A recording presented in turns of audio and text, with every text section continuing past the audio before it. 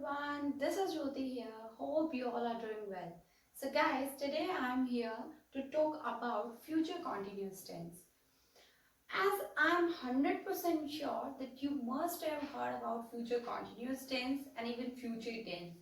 And I have also discussed in my previous video about future indefinite tense. But today we are gonna talk about like future continuous tense, where we use future continuous tense and how can we make some sentences by using this tense. So without wasting a single second, let's get started. Future continuous tense. Okay, as you all are aware, like in future continuous tense में two helping verbs which are mandatory. What are those helping verbs? First one is will and the second one is shall. These both helping verbs are being used in future tense. Whether we are talking about future indefinite, future continuous, future perfect and even in the future perfect continuous, हम लोग will और shall का use करते हैं. These are called helping verbs. इन्हें बोलते हैं helping verbs. अब हम फ्यूचर कॉन्टिन्यूस, जैसे कि हमने फ्यूचर इंडेफिनिट में बात की थी, मैं ये करूंगा, मैं बोलूंगा, तुम जाओगे, वह ये करेगा, जो भी बातें हमने की थी. लेकिन अब हम बात करें अगर फ्यूचर कॉन्टिन्यूस टेंस की, तो कॉन्टिन्यूस की बात आ जाए, सो दैट मीन्स आपको V1 plus ING at any cost you have to use. किसी भी कीमत पे आपको V1 प्लस ING का यूज करना ही करना है जब किसकी बात आएगी, कॉन्टिन्यूस की बात आएगी. How can we make sentences? For example you want to say कि जब तुम मेरे घर आओगे तो मैं कपड़े धो रही होंगी. तो how can you make this sentence and how can you translate this sentence in English? जब तुम मेरे घर आओगे तो मैं कपड़े धो रही होंगी. सो दैट मीन्स कोई काम क्या होगा, चल रहा होगा. प्रेजेंट कॉन्टिन्यूस की बात करूं तो काम जो है वो चल रहा है, the work which is going on. मैं पास्ट कॉन्टिन्यूस की बात करूं तो पास्ट कॉन्टिन्यूस में काम चल रहा था. फ्यूचर कॉन्टिन्यूस की बात करते हैं तो इसमें बात आती है कि कोई काम चल रहा होगा. तो उसी केस में हमें क्या लगाना है, फ्यूचर कॉन्टिन्यूस टेंस लगाना है. फ्यूचर कॉन्टिन्यूस की अगर मैं रूल की बात करूं तो रूल में हम वो लगाते हैं सबसे पहले subject, that means doer, the person who is working, जो काम कर रहा है, that is a subject. And then we have to use helping verbs and helping verbs are will and shall. And then we need, what do we need? Will और shall जो है ये हमारी हेल्पिंग वर्ब्स है and these both are also called modals. ये बात याद रखना कि विल और शैल जो है वो हमारे मोडाल्स भी हैं. और मोडाल्स के बाद we can not use V1 plus ING directly. Modals के बाद डायरेक्टली हम V1 प्लस ING का यूज या V2 या V3 we can not use. What and which verb we used, that verb is be. That means हमें will और shall के बाद ऑलवेज V1 लगाना है. लेकिन कॉन्टिन्यूअस टेंस क्या कहता है, हमें क्या चाहिए, V1 प्लस ING लगाना है एंड प्लस में we just need an object. कोई काम चल रहा होगा तो उस केस में हमें क्या लगाना है, subject plus will shall plus be plus V1 plus ING plus object. जैसे कि मैं कपड़े धो रही होंगी तो आई, let me tell you one thing, I और we, these both are subjects. इनके साथ हमें क्या लगाना है, सब्जेक्ट, और सॉरी इसके साथ हमें क्या लगाना है, shall लगाना है. और जो रेस्ट ऑफ द सब्जेक्ट्स हैं उनके साथ हमें क्या लगाना है, will. बात कर रहे हैं हम he, she, it की, they की या any person's name, किसी की भी बात कर रहे हैं, we have to use will there. I shall be washing clothes. मैं कपड़े धो रही होंगी. So I shall be washing clothes. अब मुझे ऐसा भी बोलना हो कि जब तुम मेरे घर आओगे तो मैं कपड़े धो रही होंगी, so I shall be washing clothes when you come at my home.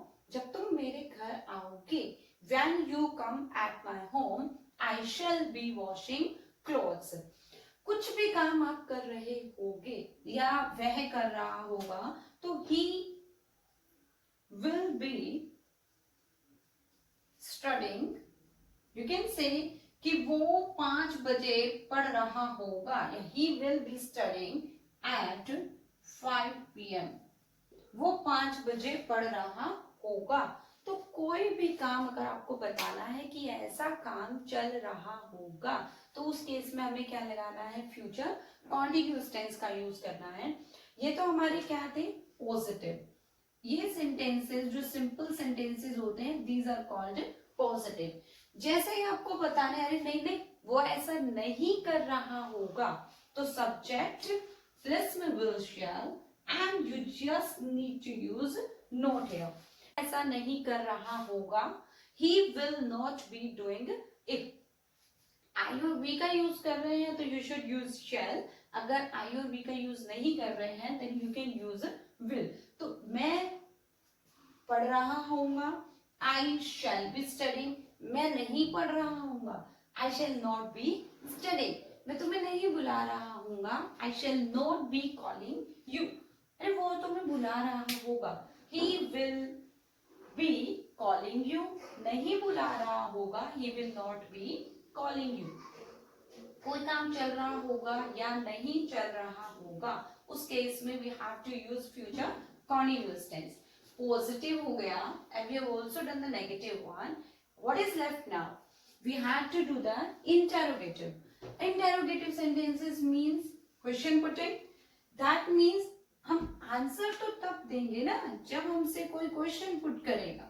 अब क्वेश्चन पुट करने के लिए we need interrogative. Interrogative sentences means question put करना।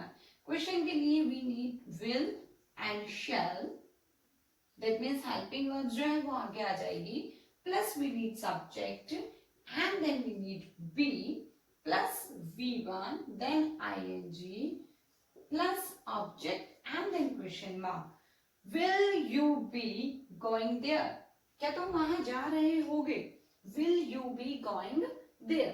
क्या वो तुम्हें बुला रहा होगा? Will he be calling you?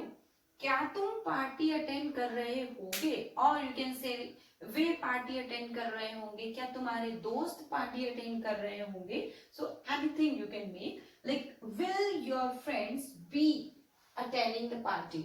Will your friends be attending the party? Way party attend नहीं कर रहे होंगे, they will not be attending the party. You can use here, they will not be attending the party. Okay. Up one more sentence is here, interrogative and negative sentence. Interrogative plus negative. So interrogative plus negative, if we make sentences with interrogative plus negative, क्या आप ऐसा नहीं कर रहे होगे? क्या तुम उस टाइम नहीं पढ़ रहे होगे? तो will shall plus subject and after the subject we need note. Rest will remain same. Will shall plus subject plus not plus be plus we will plus ing and then object. I hope future continuous tense में आपको कोई doubt नहीं होगा. So let's do some examples. Ram office जा रहा होगा. So we are talking about Ram. So Ram will be going to office. Ram will be going to office. काम जो है वो चल रहा होगा, तो राम ऑफिस जा रहा होगा। कल हम इस समय जयपुर में क्रिकेट मैच देख रहे होंगे। So we shall be watching the cricket match